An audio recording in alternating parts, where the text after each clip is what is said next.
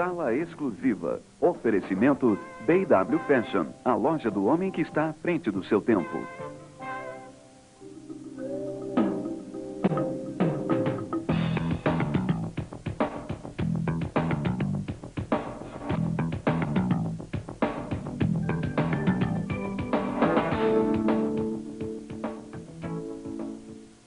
João Elísio Ferraz de Campos.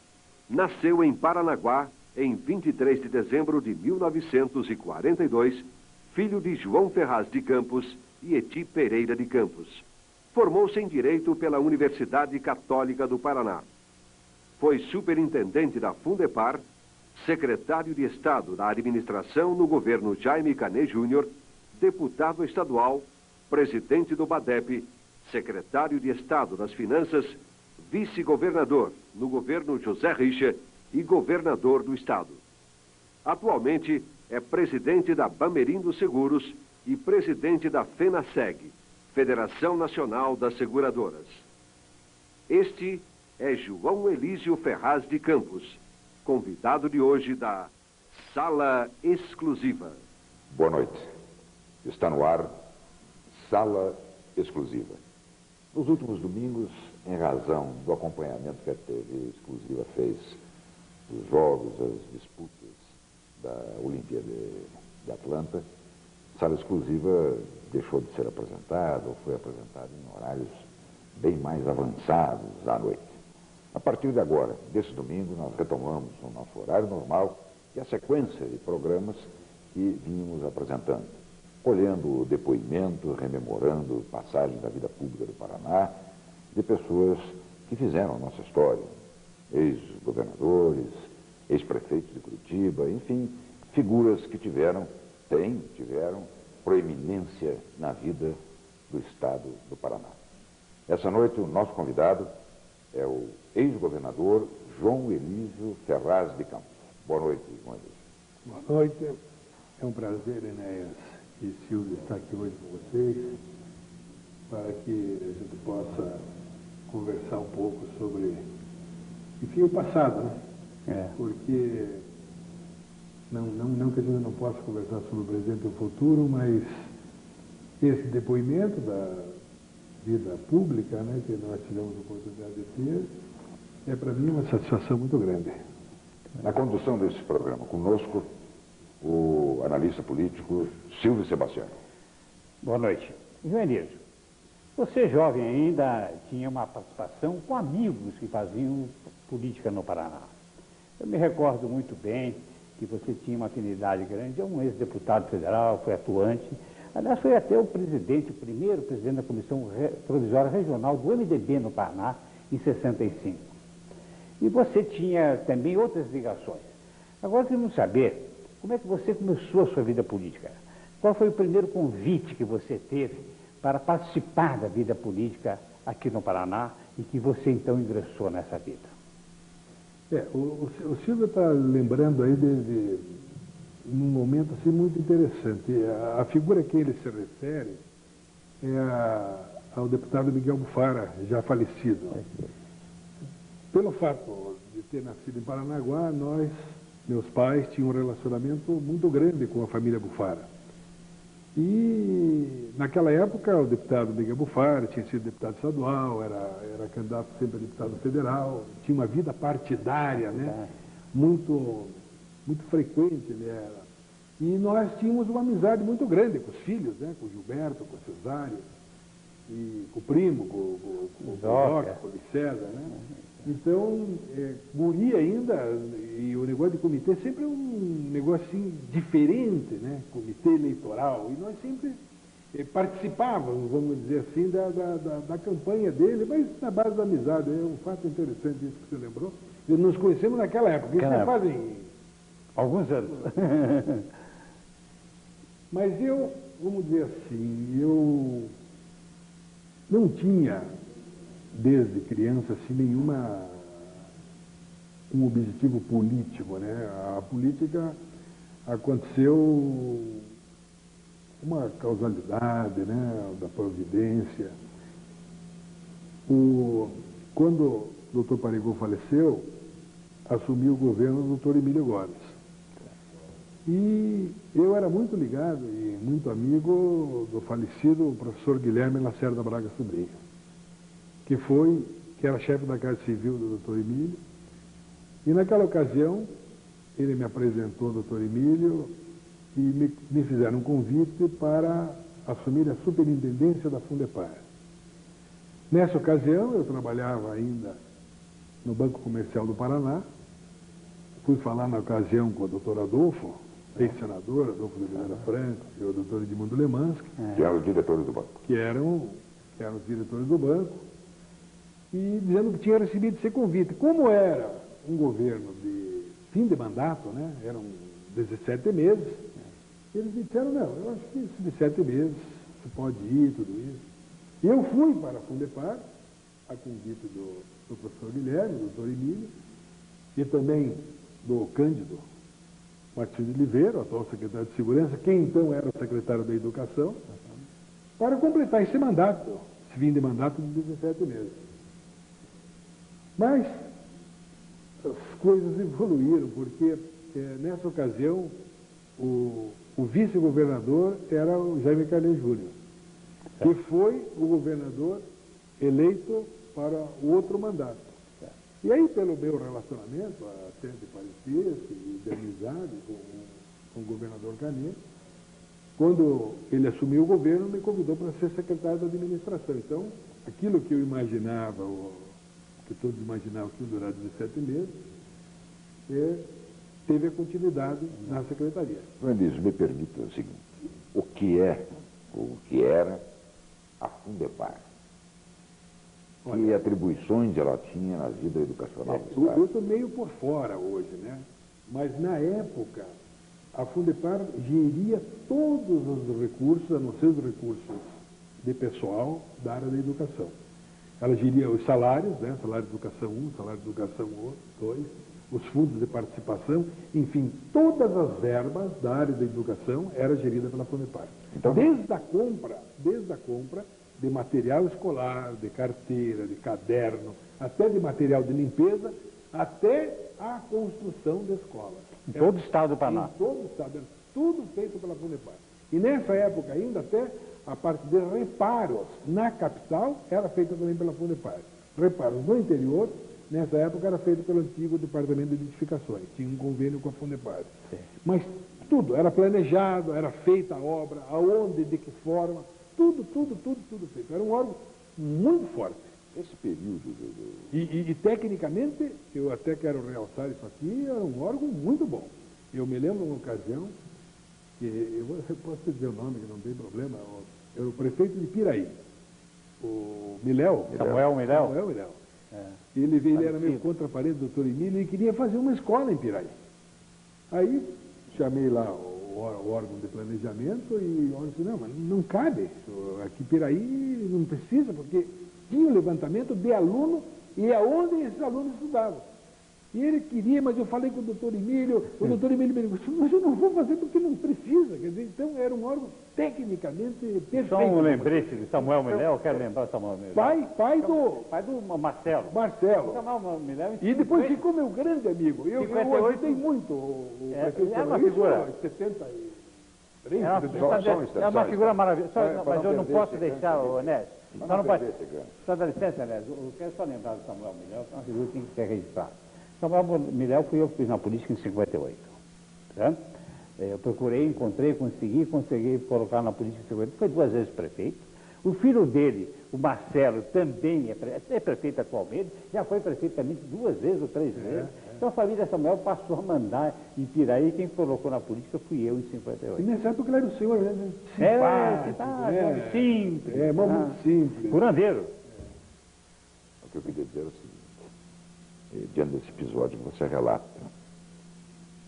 não é, como regra, verdadeiro o fato, então, de que a administração pública se submete a caprichos políticos permanentemente, subjugando ou deixando de lado as decisões técnicas. Não é verdade. Há uma interpenetração nisso. Eu falei aqui no governador Carneiro, né? Com quem eu trabalhei muitos anos, né? E sempre tive um laço de amizade muito grande. O Carnê foi um homem que sempre fez pela parte técnica, tirando proveito político. Ele nunca fez alguma coisa que não deveria ter sido feita. E de tudo que ele fez, ele tirou proveito político. E foi muito feliz. Vamos lembrar das E cascas foi de ovo. muito feliz. Que o povo batizou de casca Porque de ele ovo. saiu, quando ele saiu do governo, ele saiu idolatrado pelo povo. É uma marca que tem até hoje no Paraná, né? Claro, agora, os 4.000 quilômetros de estrada, dificilmente alguém vai repetir. Não. É verdade que as coisas mudaram, o Paraná mudou, mas Mas naquele momento foi fatal. fatal. Era para o desenvolvimento do Estado, aquilo era fundamental. É. Então, e nunca fez, vamos dizer assim, tirou proveito político antecipado. Era o contrário. Ele fazia e do que ele fez, ele tirou proveito político. Então, quando se diz que a pessoa, quando faz política, erra, não concordo com isso. Não concordo. Eu, vamos dizer, aprendi muito com o Carnê, aprendi muito com o Richa, né? Trabalhei também 4 anos com ele. Quando eu fui governador, eu tentei fazer o que eu aprendi com eles, porque eu acho que ninguém nasce sabendo. E se eu tive, vamos dizer, algum sucesso, como governador, como administrador, foi baseado nesses exemplos. Né? De não tomar uma decisão sem ouvir a parte técnica, sem conversar, e de mostrar o lado político, né? Quanto tempo você ficou na Secretaria de Administração no governo Carnê? Período curto, assim? Fiquei 3 anos, eu meio desincompatibilizei para ser candidato a deputado. Em 78, Então, né? Fiquei 3 anos. Aí foi candidato a deputado estadual em 78. Mas antes disso, vamos ficar um pouco nessa história da Secretaria de Administração. Termina o governo Emílio Gomes. Terminou o governo do Você Emílio, deixa a Fundepar, Carnê foi governador, secretário de Administração. secretário de administração. O que foi possível fazer nesse país? Olha, naquela época, a Secretaria de Administração era uma secretaria meio, né? Daquela reforma administrativa que foi feita, tinham 4 secretarias, planejamento, recursos humanos, administração e finanças, que eram as secretarias meio, que dariam os meios para as secretarias fins chegarem aos seus objetivos. E ela, então, era encarregada de toda a administração do Estado. Naquela ocasião, eu acho que hoje, até hoje, né? Agora tem Secretaria de Obras, mas as obras as obras de edificações eram da Emopar, tinha essa parte de conservação de prédios no Paraná inteiro, nós fizemos um vasto programa para recuperar escolas, cadeias públicas, postos de saúde. Isso foi feito um vasto e um programa barato na ocasião, porque nós fizemos em convênio com os municípios. Acho que os prefeitos da ocasião lembram-se. Era um negócio muito simples e saía muito barato, porque o próprio prefeito que administrava a obra. Foi um programa de muito sucesso esse de reparo. A parte de edificações, muitas obras a Emopar fez na ocasião. E a parte de administração em si, né? Nós mudamos, vamos dizer, naquela ocasião, o conceito do Departamento de Compras do Estado para o Departamento de Administração de Material. Fizemos um depósito grande, né? Um local onde guardavam todos os materiais. Foi construído no nosso tempo o arquivo público, que depois se incendiou. Né? A imprensa oficial também fazia parte da administração, a Celepar também fazia. Então, ela tinha todos os meios e, vamos dizer, o custo, né? A administração de veículos. Foi no governo do Carnê que nós recolhemos todos aqueles carros quando foram entregues para a polícia e para o Departamento de Fiscalização. Né?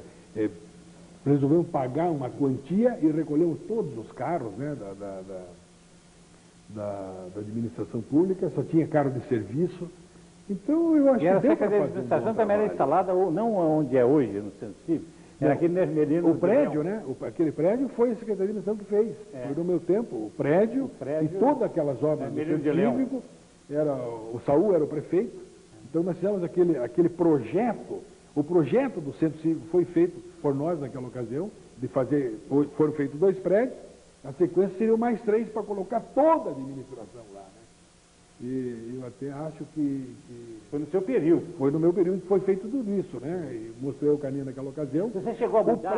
O prédio era um prédio abandonado, porque a ideia do prédio era para ser feito no Instituto de Educação. Então, ninguém sabia o que fazer com aquele prédio. Então, na ocasião, eu levei o projeto ao Carnê de nós fazermos lá a Secretaria de Estado. E aí tinha o problema de falar com o senhor doutor Oscar Niemeyer, porque o projeto era dele, para mudar o projeto, tinha que conversar com o arquiteto. Então, fui ao Rio, falei com ele, ele permitiu e ficou aquilo que está lá. Eu até sinto hoje... E a mudança lá você que fez, não? Toda a mudança foi Até a mudança desse prédio aqui. A mudança, a inauguração do prédio. Para o prédio lá. A inauguração do prédio período foi feita no meu período, quando o governador era o Canê. Canê deu o nome do prédio de Presidente Castelo Branco. Trouxemos todos os ministros vivos do Castelo para a inauguração. O deputado federal atual, o professor Roberto Campos, foi o que falou em nome dos ministros, dos ex-ministros do Presidente Castelo. Então, tudo aquilo ali foi feito em convênio com a prefeitura, as ruas, tudo isso, o Saúl, quando o prefeito fez. E aqueles 2 prédios também foram feitos nessa época. Os 2 predinhos que estão as outras.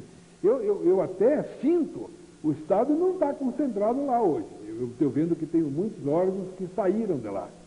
No meu modo de ver, eu acho que teria que haver aí uma centralização na aqui no Batel, na Casa Carvalho. E fica tudo lá, porque tem lá, sai muito mais barato. Pois bem, ao final do governo Canê, você deixa a Secretaria de Administração para ser candidato a deputado. Essa foi a minha primeira experiência como candidato, né? Porque até então, eu me lembro, por exemplo, acompanhando o Canê na eleição do deputado João Mansur, né, para o Senado, mas sempre acompanhando os outros. Essa foi a minha primeira participação política. Eu sou candidato, né? E se elege deputado estadual. E exerce o mandato de deputado estadual. Como foi ser parlamentar? Olha, eu sempre digo o seguinte, eu tenho o maior orgulho de ter sido político, vamos dizer, nesse período. Se tivesse que voltar, eu não me arrependo em momento nenhum de ter sido. Não está nos meus planos voltar a ser. Mas eu me orgulho muito, tanto de ter sido deputado, eu não tenho muito, vamos dizer assim, o perfil de um parlamentar. Né? Então, quando terminou o mandato, eu pretendia até deixar da política. O meu perfil é mais executivo. Não tenho, primeiro que eu não tenho o teu dom, né? De oratória, de discurso, não faz muito o meu perfil. Também não tenho muito esse dom. Então é um pouco difícil, porque o parlamentar tem que ter, né, tem que saber falar, tem que saber se expressar. Então, mas eu tive um relacionamento muito bom. Eu até, quando tenho oportunidade de defender, claro, existem alguns parlamentares que não são bons, como existem em todas as profissões. Agora, a maioria é gente que trabalha, gente que ajuda os outros. Na nossa Assembleia aqui tem muito, pelo menos tinha naquela época. Então, tinha pessoas assim abnegadas, um Gabriel Manuel, um Aguinaldo. Eu não quero até citar nomes, o Wilson Forte. Eu podia citar aqui Escursim. Pessoas dedicadas à vida pública. E ao final criava um clima de trabalho e de dedicação. E naquela ocasião, veja bem, eu fui eleito pela Arena, né? Tinha é bom lembrar, quase 38 mil votos, hein? Sua experiência foi boa. Eu tive uma boa votação. Eu fui o 5º mais votado de todo o Estado. O 5º mais votado. Olha aqui, João Elísio, nosso ex-governador. Há quem diga, e vai muito de razão nisso e de necessidade, de que a vida política e eleitoral brasileira precisa avançar, precisa se aperfeiçoar, precisa buscar novos parâmetros, até para se adequar às realidades. E, na verdade, buscando coisas do passado ou experiências de outros povos. Para tratar desse assunto, nós convidamos uma personalidade de Curitiba, do Paraná, para lhe endereçar uma pergunta, como fazemos sempre. Convidamos sempre alguém para dirigir uma pergunta ao nosso convidado aqui no estúdio. Então, nós vamos trazer, Silvio, ex-vereador de Curitiba, ex-deputado estadual, federal, o jornalista Ayrton Cordeiro. Primeiramente, eu quero cumprimentar o Silvio Sebastião e o Enéas Faria pela iniciativa deste programa de natureza política na televisão. E cumprimentar o governador João Elísio, que é o entrevistado de hoje. O Congresso Nacional, e esta é a pergunta que eu quero fazer, mergulhou sob provocação do Poder Executivo nas reformas constitucionais. a reforma da Previdência, a reforma administrativa, a reforma econômica, as questões sociais estão todas sendo discutidas neste momento pelo Congresso Nacional. O Congresso é uma casa eminentemente política. No entanto, não deu ainda a atenção necessária a tão justificável e importante reforma política e reforma eleitoral. Justificável por quê? Porque nós estamos defasados no tempo e no espaço em matéria de legislação eleitoral. E, em segundo lugar, porque nós precisamos melhorar este quadro político brasileiro. Todos nós sabemos que existem hoje inúmeras deficiências e nós precisamos urgentemente readequar a legislação eleitoral do país. Acontece, no entanto, que o Poder Executivo esqueceu da reforma política e da reforma eleitoral. E o Congresso Nacional não agiu por si só. Resultado, nós vamos ter outra vez uma eleição em que os eleitores provavelmente serão iludidos com muita facilidade pelos maus candidatos. Não pelos bons candidatos, porque esses têm um compromisso com a verdade. A colocação que eu faço ao governador João Elísio é a seguinte: dentro da reforma eleitoral, nós precisamos, a meu ver, da instituição do voto distrital e da fidelidade partidária. Principalmente, essas duas questões precisam ser colocadas. O voto distrital para tornar mais fácil o acesso do eleitor ao candidato e até mesmo o policiamento do eleitor em relação ao que fazem os deputados, os vereadores, os senadores, os deputados estaduais, enfim, a representação política pública. E a questão da fidelidade partidária para que nós tenhamos realmente partidos políticos que sejam representativos de um programa, de uma doutrina, de uma ideologia e de um compromisso com a sociedade. Eu gostaria de saber, com a experiência que tem, o que é que o prezado companheiro e amigo João Elísio tem a dizer sobre a necessidade da reforma eleitoral e política neste momento da vida nacional. Eu acho que o Ayrton Cordeiro tem toda a razão. Na verdade, Ayrton, é necessário uma reforma política, sem dúvida nenhuma. Concordo plenamente com você sobre o problema de fidelidade partidária e sobre o problema do voto distrital. Agora, é que o Brasil tem tantas necessidades, né? Você mesmo se referiu à reforma administrativa, à reforma tributária e à reforma previdenciária. Olha, essas três são reformas que já deveriam ter sido feitas. Então, ao meu modo de ver, se tem algum erro o governo do presidente Fernando Henrique, é de não ter, no primeiro ano, vamos dizer assim, nos primeiros dias do seu governo, ter colocado isso para a nação. Eu acho que até poderia, além desses problemas, que são problemas administrativos e problemas de economia, como é o caso da reforma da Previdência, incluindo a reforma política, que é o voto distrital, que eu acho que é necessário para o país. Eu acho que não existe praticamente nenhum país desenvolvido no mundo sem ter esse voto distrital. Eu acho que o companheiro Ayrton Cordeiro, de que fui colega na Assembleia, por sinal, um brilhante parlamentar, tem toda a razão em fazer essa colocação. Portanto, eu concordo que deveria haver tanto a reforma como o voto distrital. Falando só um pouquinho de reforma, a reforma previdenciária, por exemplo, é um negócio fundamental.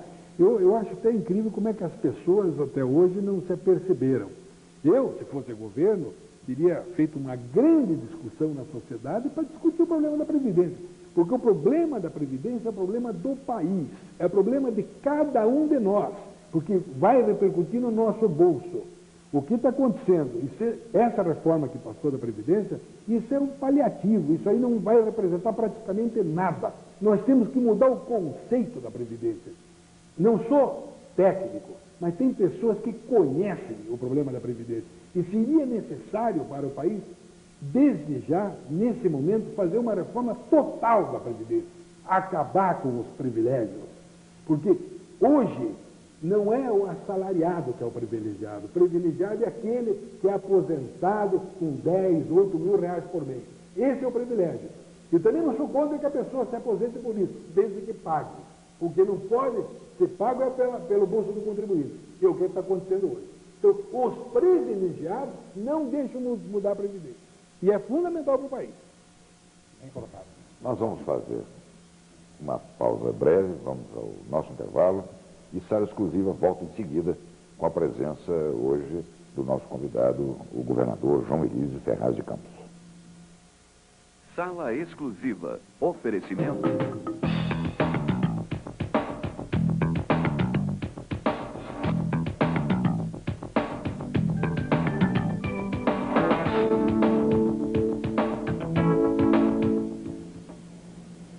Sala Exclusiva, essa noite com a presença do governador João Elísio Ferraz de Campos. Ao final do bloco anterior, nós tratávamos da participação do João Elísio na vida pública do Paraná. Nós vamos continuar nessa sequência, Gil. Dentro disso, né?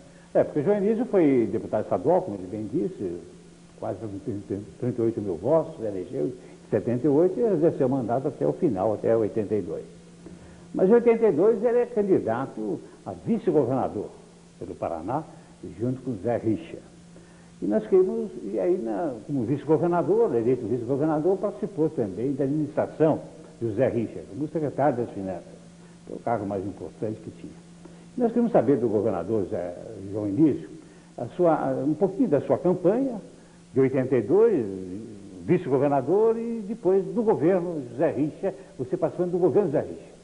Como é que foi? Mas aí vocês lembram-se bem, né? Porque aí houve aquela incorporação, né? O PMDB incorporou o PP. Aí nós, que vamos dizer assim, éramos adversários políticos, passamos a ser companheiros. Porque o Enéas foi candidato a deputado federal nessa ocasião, né? Em 82. O Enéas foi candidato a deputado federal e era suplente do senador Zé Richa. Exato. Aí que assumiu o governo. E nós participamos dessa eleição. Aí ele foi eleito deputado federal. O nosso candidato era o Gênio Cadê? Renunciou, né? Renunciou porque foi eleito deputado federal e assumiu o Senado. Assumiu o Senado. Quando o Zé Richa renunciou ao Senado para assumir o governo. Mas nós queremos saber do João Elísio. Bom, aí, na incorporação, nós fizemos, naquela ocasião, o nosso líder maior era o Canê, e o do PMDB era o Richa, né? E houve aquele ato violento da Revolução de fazer a eleição vinculada de vereador a governador. De fio a pavio. Fez com que nós fizéssemos uma fusão com o PMDB. E o Canê, que seria o nosso candidato, porque nós éramos do PP, achou que naquela ocasião, o Richa teria, vamos dizer assim, não mais condições eleitorais, mas ele teria condições de, no apoio ao Richa, trazer praticamente todo o grupo dele. E, ao contrário, não aconteceria o mesmo. Porque o PMDB foi um partido, ao longo do tempo, que firmou muitas posições. E era muito difícil, vamos dizer, o PMDB apoiar uma pessoa que não fosse do seu partido. Então, o Canê abriu mão da candidatura dele, porque ele achou que naquela ocasião, naquele momento, seria muito mais, vamos dizer assim, para fortificar aquela coligação, ele apoiando o Richa, o que aconteceu. E ficou combinado, naquela ocasião, de que o governador, o candidato a governador, o PMDB indicava e o PP indicava o vice. E naquela ocasião, então, eu fui indicado pelos companheiros do PP como vice do Richa. E aí ganhamos a eleição. Na ocasião, logo no começo, nós tínhamos não digo que fosse um problema, né? Mas no Banco de Desenvolvimento, que era o BADEP, e o Richa me chamou, e foi pela primeira vez na história do Paraná que um vice-governador assume uma outra função, né? Então eu assumi a presidência do Banco de Desenvolvimento, tão sacrificado que foi, porque o BADEP era um banco que era muito criticado e pelos problemas das empresas de quem ele financiou. É que as pessoas esquecem do perfil de um banco de desenvolvimento. Um banco de desenvolvimento é um banco que financia alguém por 8 anos. Então, muitas vezes, no início, a economia está bem, aquela empresa para o que representa para a economia muito bem, e nos 8 anos pode não ir bem. Isso no aspecto, vamos dizer assim, macro, mas no aspecto também de o empresário não ter dado certo, então tiveram uma série de problemas. E o BADEP era alvo desses problemas.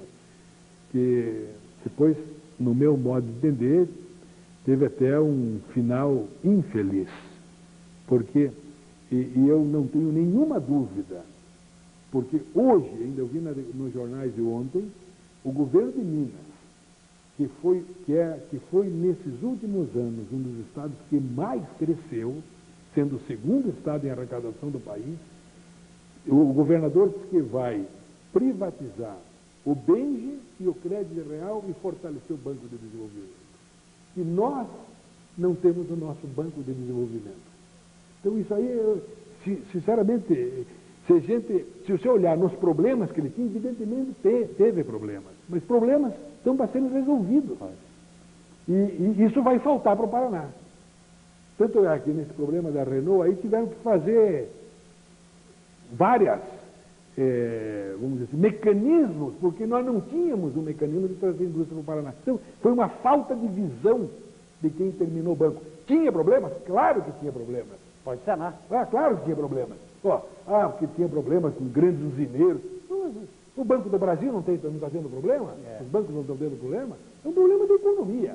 Então, a visão foi uma visão curta, uma visão mesquinha e uma visão errada de quem terminou o Banco de Desenvolvimento. Basta ver o exemplo de Minas. Vejam bem o que representa Minas. Vejam bem o que representa Minas na economia do Brasil hoje. E vão fortalecer o BDMG. Vejam o que é o BNDES. Vejam o que são os bancos de desenvolvimento dos outros estados. E o Paraná tem o Banco de Desenvolvimento. Aí o João Elísio preside o BADEP, põe as coisas em ordem. As coisas ficaram mais ou menos em ordem, e aí teve aquele probleminha da Secretaria de Fazenda, né? E o governador Richa, então, naquela ocasião, me convidou para assumir a Fazenda depois de um ano de Banco de Desenvolvimento. Aí fiquei 2 anos como secretário da Fazenda. E olha, vou dizer, não é mérito meu, por isso eu posso dizer claramente, nesses 2 anos, o Estado não pagou nem uma conta atrasada, nem um dia. Nem para fornecedor, nem para empreiteiro. O funcionário foi pago regiamente em dia. No mês de dezembro ainda nós pagávamos antes do Natal, ainda financiávamos o comércio para pagar o ICM, que sempre o ICM do Natal era mais forte, por 60 dias. Então, nunca teve problema. Outro dia eu vi alguém falando aqui no seu programa, que não dormia por causa das finanças do Paraná. Não dormia por causa de outras coisas, por causa das finanças, nunca. Eu acompanhei o governo do Carneiro. Quem quiser acompanhar o governo do Ney, pode chamar o Edson de Maria, que foi secretário de Fazenda, que sempre teve problema. Eu fiquei 2 anos na Fazenda e um como governador, o que não tive nenhum problema foi com a economia. Porque o Paraná sempre foi um estado redondo. Aliás, no governo... Com poucos problemas. Se nós compararmos os problemas do Paraná com os outros estados, sempre foi bem. Veja o que é a Copel, veja o que é a Sanepar, veja o que é o Banestado. Pode pegar de exemplo, pega o sorte com todos os governadores. Todos. Quer dizer, então, nós tivemos muita sorte com os governadores. Você deu 13º salário, também ao funcionário público, foi dado no governo... Foi do governo do Richa. Do Richa e junto com o seu governo. Você era da secretaria. Belíssimo. Olha, o Richa é uma pessoa, é uma pena uma pessoa como o Richa ter deixado, não quer saber mais de política. Porque é uma excelente figura, feito de bons propósitos. Então, fui secretário da Fazenda 2 anos, aí com a desincompatibilização do Richa para a candidatura dele ao Senado, Eu assumi o governo no dia 9 de maio de 1986. Bom, agora falar um pouquinho do seu governo. Pois é. Diz Dentro o Aníbal, desse período, o Aníbal período Cury que curto. diz, o início do seu governo foi alegre e descontraído. Eu tive uma sorte, eu acho que o que é verdade não adianta eu tentar esconder. Não, é para falar. Eu tive uma sorte porque eu entrei no plano cruzado, exatamente naqueles meses que o plano cruzado deu No certo. bom do plano No cruzado. bom do plano cruzado. Deu certo. Naqueles meses. Né, que o plano cruzado, se eu não me engano, foi feito em fevereiro e eu entrei em maio. E depois eu deixei o governo em março, ele já Aí a coisa já cheio está. de problemas. Então eu tive uma sorte porque o Estado tinha recurso, né, e na verdade, o Richard me deixou o Estado em situação assim de primeira linha, como eu disse, nunca deixamos de pagar nada, tive condições de fazer muitos contratos, muitas obras. Então, Qual é a acho marca que você realmente- deixou assim no seu governo? No seu governo, no Olha, seu período de governador. eu pretendia deixar, vamos dizer assim, e eu não consegui porque o meu sucessor não teve essa visão, o modelo econômico do Paraná, naquela ocasião, era superado. Nós tínhamos que ter um novo modelo, não ficar somente baseado na agricultura. Não quero dizer que seja contra a agricultura, pelo contrário, é que nós teríamos que ter um Estado que fosse equilibrado. Então, ele teria que ter uma indústria forte. Então, eu achei, e o slogan do meu governo era a industrialização, eu achei que naquela época nós tínhamos que nos voltar à industrialização. Quer dizer, Paraná uma nova época. Claro, não abandonando a agricultura, mas tentando se industrializar, porque aí teria um Estado equilibrado. E vocês vejam qual foi o problema. Não aconteceu isso. Então, todos dizem, o Rio Grande é um Estado superado, é um Estado... Não é, não. O Rio Grande arrecada quase 60%, 70% mais ICM que o nosso. Por quê? Porque ele tem uma agricultura forte e uma indústria forte. Então, preparando o Paraná para o futuro, era o slogan do meu governo. Eu até naquela ocasião fiz com uma empresa Você de fez fora um evento? um planejamento Paraná para Caminhos do Futuro. Caminho do Futuro, que era o novo passo para o Paraná. Seminário, né? Fizemos Perfeito. vários seminários, Vieram jornadas cientistas, com outros economistas. países, com tudo, exatamente para que dali em diante fosse visto um novo Paraná. Mas isso não aconteceu. Mas foi a sua grande marca de governo, foi esse Paraná Veja bem, Caminhos do eu Futuro. peguei esses 10 meses, não dá para ter uma marca pessoal, nem eu pretendia isso. O que eu imaginei na época, né, era terminar o que o Richard tinha começado, todas as obras, não diminuiu nenhuma, quer dizer, um estilo diferente, porque cada um tem seu estilo de governo. Mas a minha ideia naquela ocasião era, vamos dizer assim, completar a obra do Richard e deixar para o Paraná, vamos dizer, esse estudo, né, esse estudo que foi feito e está aí, que seria o estudo do Paraná do futuro. Como é que nós iríamos nos transportar para a modernidade? Isso não aconteceu. Mas tem gente que lembra bem disso. Isso não aconteceu. Essa fábrica agora, da Renault, tem muita gente que fica criticando. Escute, vamos olhar para os bons exemplos. Minas. O que aconteceu com Minas depois da Fiat? Ninguém pode ignorar isso. Quer dizer, essa fábrica da Renault está instalada no Estado há 10 anos atrás. Então, vejam bem, o que representa uma indústria automobilística? Ela não é só por ela, é o que ela vem atrás dela, né? Em termos de impostos, de emprego, de mão de obra. Então, de mão de obra qualificada. Então, esse tipo, eu acho que nós perdemos um pouco. Nós perdemos um pouco. Então, agora eu acho que está voltando. Eu acho que o governador Zé Milene tem essa visão de mundo. Porque hoje o mundo é pequeno. Olha, o mundo é muito pequeno. Quer dizer, você sai aqui e amanhece em Nova York, amanhece em Paris, amanhece em qualquer lugar. Ou não precisa isso. Nessa visita... Você liga a televisão, aperta o botão da internet. Exatamente. Nessa última visita que o presidente Fernando Henrique foi à Europa, foi à França, eu tive muita satisfação de ir acompanhá-lo, fui convidado para fazer parte da comitiva. Então ali eu percebi bem como o mundo é pequeno, porque os franceses estavam preocupados com nossos processos de privatização, que eram muito demorados. Então, a cabeça da gente se abre. Naquele mesmo dia, o ministro Sérgio Moro tinha vindo de Londres, tinha ido à Frankfurt, para explicar como é que é a privatização, como se fosse eu daqui para Ponta Grossa, para Londrina.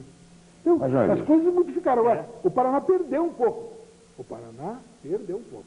Eu acho que, felizmente, né, o povo do Paraná escolheu bem o seu governador. Eu acho que o governador Jamilene é um homem que tem essa visão. Tem essa visão para fora. E vou dizer mais uma coisa para vocês. Quando o presidente Fernando Henrique, muito criticado de que faz muitas viagens para o exterior, é necessário. É necessário. O Brasil não existe lá fora. A capital ainda é Buenos Aires. Não existe. Então, é necessário que o nosso presidente vá, fala a língua deles. Eu vi os discursos que ele fez em francês, sem nenhum papel na frente.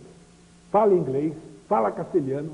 Quer dizer, nessa reunião, me disse o ministro Stefanes, na reunião que ele fez na Alemanha, em Bruxelas, ele respondia da mesma língua em que a pessoa perguntava. Deixa eu te fazer uma pergunta. Então, isso é necessário. Ele fala necessário, todos esses idiomas, e você que o acompanhou nessa viagem internacional, ele fala o idioma do interesse brasileiro?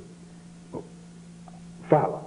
Aquilo que eu disse a você, e se eu tivesse alguma coisa de colocar o governo do presidente Fernando Henrique, seria o aspecto das reformas não terem sido feitas antes. Acho que deveria ter sido feita nos primeiros meses de governo, porque tem problemas sérios, tributários, administrativos, tem problema da privatização, acho que tem que acelerar um pouco. Então, e depois o seguinte, viu, Inês? O Brasil é um país tão complexo, tem que ser feita tanta coisa que não é possível fazer em 2 anos o que está errado há 30. No nosso setor, por exemplo, que eu conheço, porque eu trabalho em seguros, por exemplo, o Brasil é o último país da América, é o mais atrasado de todos. É mais atrasado que a Colômbia, nem se falar com o Chile, nem se falar com a Argentina, com a Colômbia, com a Venezuela, com o Peru, com o Equador. Vamos ficar um pouco na questão do seguro. Vamos ficar um pouco na questão do seguro. O governador João Elísio atualmente preside a Federação Nacional das Empresas de Seguro, congrega todas as seguradoras do Brasil. Como ele diz, está na rabeira, o seguro no Brasil está na rabeira do mundo. Mas assim mesmo tem mostrado índices expressivos de crescimento, pelo que nós acompanhamos da leitura da imprensa especializada. Que, aliás, é um negócio interessante. Ou, ao leigo, parece interessante. O sistema financeiro, de uma forma geral, passa momentos de dificuldade. O estabelecimento do real, mudança de moeda, mudança de espírito das coisas na vida brasileira, fez com que toda a economia sofresse um choque. Ainda estamos num processo de adaptação, de mutação, de busca de futuro melhor. Mas nesse momento as coisas trepidaram. Há setores em turbulência. A área de seguro cresce e cresce expressivamente. Como é que é isso? Expressivamente. É o seguinte, Inês, não tem nenhum segredo, nenhum milagre. É que numa moeda estável, a indústria do seguro navega tranquilamente. O mercado cresceu nesses últimos 24 meses, quer dizer, desde da criação do real, quase ele triplicou, coisa que não acontecia há mais de 50 anos. Por quê? Só por um problema, a estabilidade da moeda. Que a estabilidade da moeda resulta em quê? Resulta no poder aquisitivo. O poder aquisitivo cresceu, porque nós não temos mais inflação. Com isso, sobrou mais dinheiro. Sobrando mais dinheiro, a pessoa ficou mais previdente. É um negócio incrível. Como o dia que nós tivermos uma melhor distribuição de renda, então hoje esse nível de seguro que gira mais ou menos 2,7 do PIB, vai para 5. Então é um problema de economia. Vamos contrastar os dados que você está colocando com a realidade que outros colocam. Cresceu o poder aquisitivo, cresceu em que ponta? Segundo todas as informações que aí estão, cresceu na ponta do menos aquinhoado, do mais empobrecido ao longo da vida. Daquele que ganhava salário mínimo, daquele que ganhava pouco e tal. A classe média, segundo se diz, vem perdendo capacidade aquisitiva. Vem perdendo emprego, vem perdendo salário. A classe média alta, mas a classe média baixa também teve essa repercussão Positiva. Tem esse aspecto do desemprego, mas O empresário se queixando do juro alto. O juro continua. Tem algumas coisas, aquilo que você falou, nós estamos numa fase de adaptação. Quer dizer, hoje o governo luta com todas as forças para segurar o real. Porque a inflação não convém a ninguém. Por melhor salário que a pessoa tenha, perdia naquela época 30% ao mês. Quer dizer, apesar de que as pessoas que tinham ganhavam mais, tinham mecanismos para tentar segurar. Mas o que também não menos, se beneficiavam. Mas, de qualquer forma, o nível de vida melhorou. E melhorou porque não adianta você pensar que o seguro só a pessoa rica que faz, a pessoa média também faz. Hoje, por exemplo, quem tem um automóvel, não pode dizer que quem tem um automóvel seja milionário, mas realmente o automóvel ainda é considerado um bem de luxo. Mas tem 20 milhões de veículos no Brasil. Quer dizer, muita gente tinha condições de comprar um veículo e não tinha condições de fazer o seguro. Hoje ele compra o veículo e faz o seguro. Compra a casinha e faz o seguro. Agora, nós estamos agora, a Federação está fazendo uma campanha muito grande, tanto no Rio e São Paulo, contra o roubo de veículo, né? O roubo é um negócio que subiu assustadoramente. Então, isso aí é complicado, porque a hora que o roubo sobe, o preço seguro é obrigado a subir também. Mas voltando ao que eu estava dizendo, então o nosso país tem muitas coisas ainda que são necessárias que se mudem. Então, essas 3 reformas que estão hoje no Congresso, a previdenciária já passou, da forma que passou, no meu modo de ver, foi um erro, mas enfim, esse remendo que está aí, vai ter que logo ser feita outra, mas tem a reforma tributária e a reforma administrativa, que é fundamental para o país. E outra coisa, estou percebendo agora que o governo está tentando acelerar a privatização. Tem que acelerar. Quanto mais, porque quanto mais o Estado perder certos controles, porque eu não diria até bem controle, certos, vamos dizer assim, empresas ou setores que não fazem parte da administração pública. O controle, sim. O controle eu acho que o Estado tem que ter e sempre de tudo. Como tem no nosso setor. Nosso setor, vamos dizer assim, não tem muitas companhias que são estatais. O setor é estatizado. O setor de resseguro é estatizado. O setor de acidente de trabalho é estatizado. O setor de saúde é estatizado. Quer dizer, são setores que são estatizados, né? Então, eu acho que tem que haver aí uma modernidade, tem que haver aí uma abertura para isso tudo. Olha, nascido em Paranaguá, filhos de Paranaguá. Com muito Nós vamos privatizar o porto da nossa Paranaguá.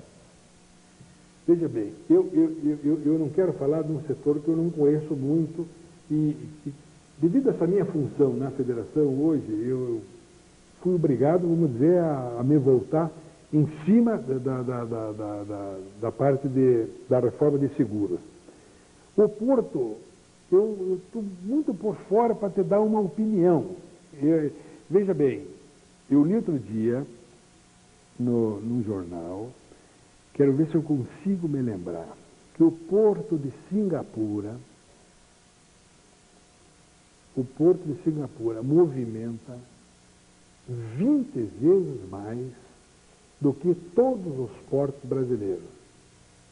E tem, vamos dizer assim, 1/3 de todo o pessoal que os portos brasileiros têm, em termos de pessoas. São números assim. Que recomendaria. Então, agora, o específico de Paranaguá, a gente tem que olhar com muito cuidado, né? Aí a gente tem que conversar com os nossos companheiros de Paranaguá para ver, porque Paranaguá é um porto estratégico, Vicente conhece bem isso. O Paranaguá é um porto estratégico, porque não só para o Paraná, para Mato Grosso, para o Paraguai. Então, eu acho que nós teríamos que, vamos assim, privatizar alguns setores do porto, né? Agora, isso aí teria que ser mais discutido. Eu não estou, assim, Vamos deixar isso para depois, inclusive quem... Vou começar a estudar na próxima vez que voltar aqui. O Elias vai decidir esse assunto. Olha uma coisa, nós falamos aqui no José Richa, no Gênio Canet, em algumas outras figuras, aqui está hoje o governador João Elísio. Essas pessoas vão conquistando vivência, experiência, acumulando sabedoria e, de repente, resolvem colocar a vida pública do lado. Não vou perguntar isso a você, João Elísio. Eu vou convidar o ex-deputado, ex-ministro da Saúde, Borges da Silveira, para endereçar uma pergunta a você. João Elísio, você deixou um excelente nome como homem público no Paraná. Durante os 10 meses que o senhor governou nosso estado, você mostrou capacidade política e administrativa. Depois disso, várias vezes seu nome foi citado para disputar eleições, ou a governador ou a prefeito de Curitiba. Você nunca mais quis. Por quê, João Elísio? Olha, tem vários fatores. Um deles é esse, né? Eu nunca imaginaria que eu poderia terminar a minha vida pública como governador. Então, terminei, como diz você, eu acho que se eu não atendi todos os sonhos do paranaense, eu fiz o melhor que eu podia ter feito na ocasião. Foi uma experiência, assim, incrível, né? Até hoje, eu ainda estava conversando com o presidente do Senado, o senador José Sarney, semana passada, lembrava de quando eu tinha sido governador. Então, isso tudo, eu estou até hoje, vamos dizer assim, beneficiando daquela função. Agora, eu disse aqui, en passant, eu não tenho vontade de voltar à vida pública. Eu não quero dizer, porque a gente nunca deve dizer dessa água não beberei, que eu nunca voltarei. Mas eu não tenho vontade dele. Não está hoje nos meus planos disputar nem ocupar nenhum cargo público. Agora, isso, eu quero fazer uma correção aqui, porque se amanhã eu vier ocupar, alguém pode me cobrar. Não é bem isso. É porque, de vez em quando, as circunstâncias faz com que você... Por exemplo, quando o ministro José Eduardo saiu agora do Ministério, ele propôs ao presidente o meu nome, né? E depois a bancada do PTB preferiu um parlamentar. Se o presidente me convida, como é que eu vou chegar no Paraná e dizer eu não aceito ser ministro da Agricultura? Não explica para a Não sua tem terra e para a sua condições. gente. Eu tinha que aceitar, quer dizer, então, não está dentro dos meus planos, mas eu não fiz força para ser. Agora, se eu fosse convidado, eu teria que aceitar. Como é que eu volto para o meu estado, que ainda depende muito da agricultura, e diz, olha, vocês vão me desculpar, mas eu não aceitei ser ministro. Estou brincando, né? Então, isso aí não... Por isso que eu digo, a gente não deve dizer, nunca serei, mas eu não pretendo. Não é seu projeto. Não é mais o meu projeto. Eu acho que a gente tem... Eu dei tudo, fiquei 17 anos na política. Eu ocupei vários cargos, outra coisa, saí, vamos dizer assim, da política bem. A política é um negócio complicado, você pode entrar e sair mal, sem você querer. Então eu já saí bem. Falar em sair bem da política, eu queria que você nos desse uma informação, que existe uma certa dúvida, de 2 obras feitas no Paraná, no seu governo. É a estrada Alexandre Matinhos e a duplicação de Curitiba à Santa Felicidade. Como é que foram as 2 obras? Essa de Matinhos a Alexandra é um negócio incrível, porque o litoral paranaense é um litoral muito pequeno. Então, o que acontecia? A gente, Enéas é testemunha disso, em qualquer lugar que você ia, você percebia que o paranaense saía do Paraná para ir para Santa Catarina. Né? Então, já no governo Richa, veio uma comissão de pessoal que frequenta as praias pedir para dar um pouco mais de atenção à praia. E ele realmente deu. E nós iluminamos a praia. Já foi feito naquela época, engraçado, pelo gabinete do vice-governador. Iluminamos a entre Matinhos e Caiobá, fizemos aquele calçadão, tudo aquilo. E com isso, despertou no paranaense quase que o descobrimento das praias do nosso litoral. Então, a estrada era um verdadeiro inferno.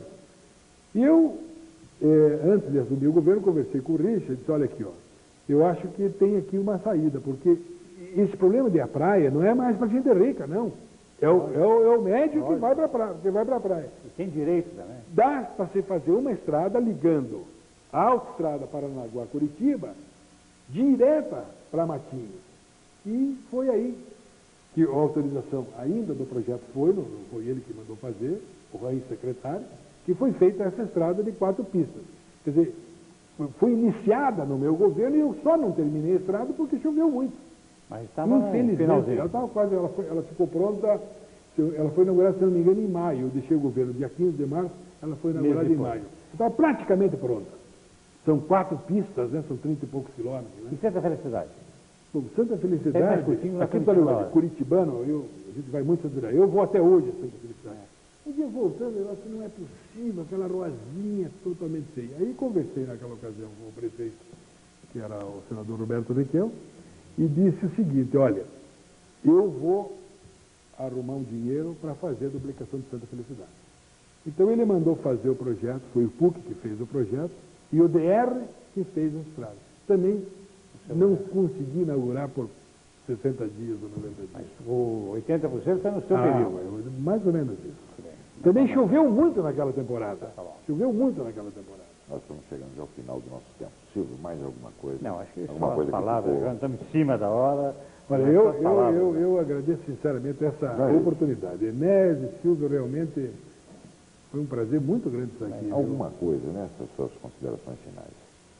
Como esse é um programa de rememorar, de tomar depoimento, alguma coisa que você gostaria de deixar registrado ao longo dessa passagem pela vida pública? Não, o que eu gostaria de dizer, que muita gente não se apercebe de eu ter deixado a política, é exatamente o seguinte: não tive nenhum desgosto, assim, profundo, de estou deixando por um... Não, pelo contrário. Eu fui feliz nas amizades que eu conquistei. Eu realmente hoje tenho amigos no Paraná inteiro e eu acho que isso aí, vamos dizer, me deu a mim, vamos dizer assim, essa alegria de ter conseguido ter muitos amigos, muitos companheiros de todos os partidos em todo o Paraná. Isso realmente, quando eu coordenei a campanha do senador Zé Eduardo em 1990, eu percebi isso. Então eu tenho assim uma extrema gratidão a essas pessoas e as pessoas que me fizeram, né? Como o doutor Emílio, que foi o primeiro que me convidou, ao Canê, ao Richa, as pessoas que me ajudaram. Então eu tenho uma extrema gratidão a essas pessoas. Eu acho que isso realmente, vamos dizer assim, é até podia dizer assim, até uma felicidade pessoal muito grande de ter essa alegria de ter tido, vamos dizer assim, essa oportunidade que eu tive. João Elísio Ferraz de Campos, governador do Paraná.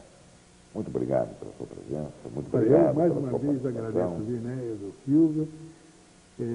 Nós até demorou um pouco para mim que eu pudesse vir aqui, mas foi muito prazer e com essa simpatia com que vocês me receberam aqui, eu que tenho que agradecer. Muito obrigado, João Elísio.